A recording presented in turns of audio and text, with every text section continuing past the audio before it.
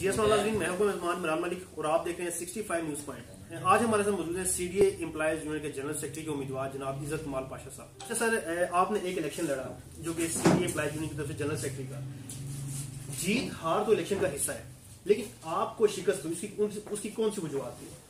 सबसे पहले तो मैं आपका मशकूर हूँ आपके चैनल का कि आपने मुझे मौका दिया है कि मैं अपना मौक़िफ़ आप तक बल्कि आवाम तक पहुँचा सकूँ।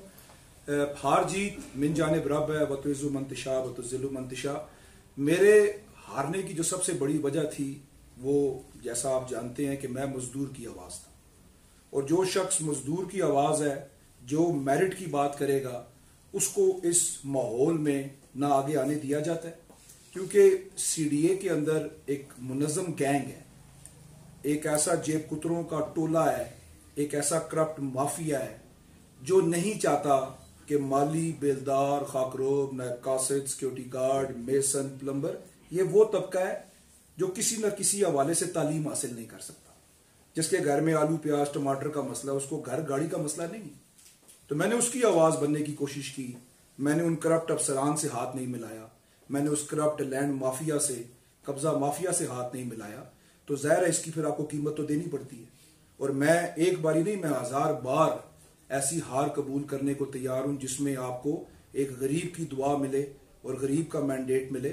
4000 हमने वोट लिया है और ये जदोजहद जारी है इंशाल्लाह। अच्छा सर, क्योंकि सीडीए के हवाले से बातचीत करूंगा, वो ये कि इलेक्शन जो आप लड़े हैं इसमें सर एक तो फर्स्ट वर्क प्लाटों के अलॉटमेंट के हवाले से, और जो जिन अफसरान के, जिन वर्कर्स के जो बच्चे भर्ती होते हैं, उनमें सर काफी मुश्किल है। सर उसकी क्या वजूहत है?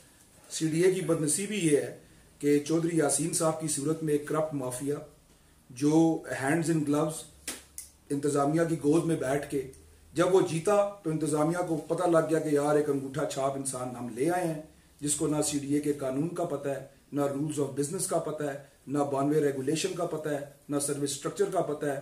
स्याह कराओ, सफेद कराओ, गलत कराओ, झूठ कराओ, स्याह कराओ। उसमें क्या हुआ कि उनकी कीमत उन्होंने क्या लगाई, आप अपने बच्चे भर्ती करवा लें। अब जो आपने सवाल किया कि मुलाजमीन के बच्चे क्यों नहीं भर्ती हुए, आप देखें कि चौधरी यासीन साहब का पूरा खानदान भर्ती है, लेकिन सीडीए के मजदूर का बच्चा भर्ती नहीं है। उनके प्लॉट्स मिल चुके हैं, उनकी प्रमोशनें हो चुकी हैं। तो जब आप इज्तिमाई सोच खत्म करके इनफरादी सोच बनाते हैं तो फिर काम नहीं होता।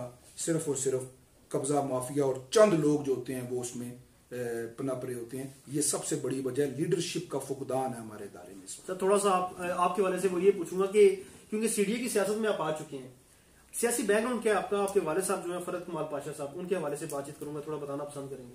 जनाब, मेरे वालिद साहब का बैकग्राउंड ये है कि सीडीए के अंदर वो इस इदारे के बानी हैं और ग्रास रूट लेवल के वर्कर थे। और ग्रास रूट लेवल से किस तरह जुल्फकार अली भुट्टो के वो जियाले थे, आपको सच्ची बता दूं, उनके विजन को पसंद करते थे। और उसके बाद पीपल्स पार्टी को जिन वजूहात पे छोड़ा, वो भी मजदूर के कामों के पीछे छोड़ा। उन्होंने अपनी सियासत का आगाज सीडीए से किया। एक आम वर्कर थे, मैं आपको बता रहा हूं, एक आम वर्कर के तौर पे, और 74 की दिहाई के अंदर एज अ सेनेटर नामजद हो चुके थे।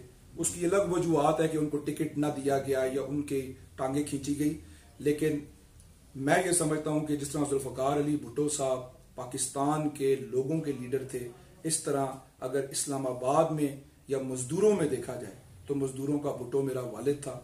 उसने इस मजदूर को जुबान दी कि बदमाश के सामने नहीं खड़े होना, अगर खड़े होना तो दिलेरी से खड़े होना, अगर उसके डर के खड़े होना तो फिर कोई जरूरत नहीं। नंबर 1। नंबर 2, ये इदारा जो वर्क चार्ज इदारा था और जियाउल हक साहब का दौर था, 16 एमपीओ लगा हुआ था, शहर बदरी थी, कोड़ों की सजा होती थी, पॉलिटिकल एक्टिविटी की इजाजत नहीं होती थी। उस दौर में मेरे वालिद साहब ने इस इदारे को रेगुलाइज करवा लिया था। तो ये वो बैकग्राउंड है, मैं उसी की लेगेसी हूं। और मैं आपको हकीकतन बताना चाहता हूं कि ये ऐसा नहीं है कि प्यो गया तो पुत्र आ गया। मुझे मेरी तंजीम में इस वक्त मेरा कोई रिश्तेदार नहीं है, मेरा कोई चाचा मामा ताया नहीं है। मुझे लोगों ने ये जिम्मेदारी दी है। इंग्लैंड से मैं क्वालिफाइड हूँ, मैंने MBA किया हुआ है बैंकिंग एंड फाइनेंस के अंदर कवेंट्री यूनिवर्सिटी बर्मिंघम से, और स्कॉटलैंड यार्ड के एडमिन सेक्शन में जॉब कर चुका हूँ। और इंशाअल्लाह ताला इस इदारे के अंदर जब भी मुझे इख्तियार मिलेगा तो हम फरद कमाल पाशा की हिस्ट्री दोहराएंगे और गरीब की आवाज़ बनेंगे। इंटरनेशनली आपने स्टडी की और वहाँ पे इंटरनेशनल में ये होता है कि अमूमन एक एक रुपए का जो अफसरान की उसकी छानबीन होती है, पूछा जाता है। लेकिन हमारे सीडीए के अंदर ये सिस्टम जो है वो ये है कि मजदूर है वो गरीब से गरीब तर होता जाता है और जो अफसर है वो अमीर से अमीर तर होता जाता है। क्या वजह है सर ये? और इन्हीं अफसरान को अमूमन करप्ट कहा जाता है। ये ओवरऑल ये हर जुबान से आम है। इस पे बयान करेंगे आप। जनाब, आपके चैनल के तवज्जो से मैं एक अपील आज करना चाहता हूँ, क्योंकि आजकल सोशल मीडिया का दौर है। मैं नैब, FIA, रैब, जितनी लॉ इन्फोर्सिंग एजेंसीज हैं, अगर वो मेरा मैसेज सुन रही हैं तो मैं बतौर इज़्ज़त कमाल पाशा अपने आप को आज पेश कर रहा हूँ। मैं अपने वालिद की कब्र का ट्रायल करवाने को तैयार हूँ, 28 साल का। बराए मेहरबानी CDA में नोटिस लिया जाए और ये CDA के जितने लीडरान हैं, जिसमें चौधरी यासीन साहब है, अमानुल्लाह खान साहब हैं, फरद कमाल पाशा मरूम साहब थे, वो बाशमूल मेरे, जरा हमारे असासे तो चेक किए जाए, जरा हमारी बैंक स्टेटमेंट तो चेक की जाए, जरा चेक किया जाए कि ये जो 22 लाख रुपया महीना यूनियन फंड आता है, ये हमारे साथ CDA के मुलाजिम हमारे भाई बैठे हुए हैं, शौकत साहब हैं, बड़े जबरदस्त हमारे पाशा ग्रुप के सरगर्म कारकुन भी हैं और वर्कर भी हैं। इनसे पूछें कि इनकी तनख्वाह से पैसे काटे जाते हैं, क्या वो पैसा आज तक मजदूरों पे लगाया गया? किसी की बच्ची की शादी की गई है? सर आखिर में आपसे ये पूछूंगा कि मुस्तकबिल में आप क्या करने जा रहे हैं? हारी हुई जंग के सिपाही की तरह एक कोने पे बैठ जाएंगे या दोबारा से तगदो करेंगे, मेहनत करेंगे और दोबारा से फ्रेश होके आएंगे, दोबारा से इलेक्शन लड़ेंगे आप? मैं आपको एक बात बताऊं कि जिस शख्स के अंदर हार बर्दाश्त करने का मादा नहीं होता ना, उसको पॉलिटिक्स नहीं करनी चाहिए। जो शख्स हार बर्दाश्त करे और उस हार से निकल के दोबारा उठे। 30 साल का मैं मुस्तकबिल आपके सामने CDA का बैठा हूं।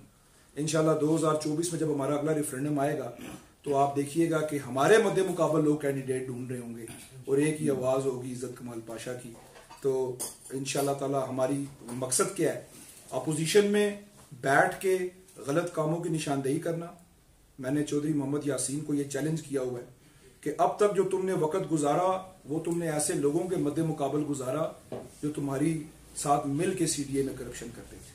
अब मेरे होते हुए कोई एक गलत काम करवाओ, 7 महीने हो गए, कोई एक गलत प्रमोशन करवाओ, कोई किसी मजदूर का चंदा खाओ, किसी बेवा को रोलो, किसी यतीम के भर्ती के पैसे खाओ, इंशाल्लाह ताला तुम्हारे साए के भी पीछे मैं पड़ा हूं। हम ये बदमाशी नहीं होने देंगे। बस ये मेरी ड्यूटी है अगले इलेक्शन तक। उसके बाद जब वोटें होंगी फिर देखेंगे अगर जिम्मेदारी मिली तो। सर बहुत बहुत शुक्रिया, आपने अपना कीमती वक्त दिया। नाज़रीन, ये थे इज़्ज़त कमाल पाशा साहब जो कि साबिक उम्मीदवार हैं सेक्रेटरी CDA एम्प्लॉयज यूनियन की। इसके साथ ही नाज़रीन आपसे इजाज़त दूंगा। इमरान मलिक, 65 न्यूज़ पॉइंट, इस्लामाबाद से।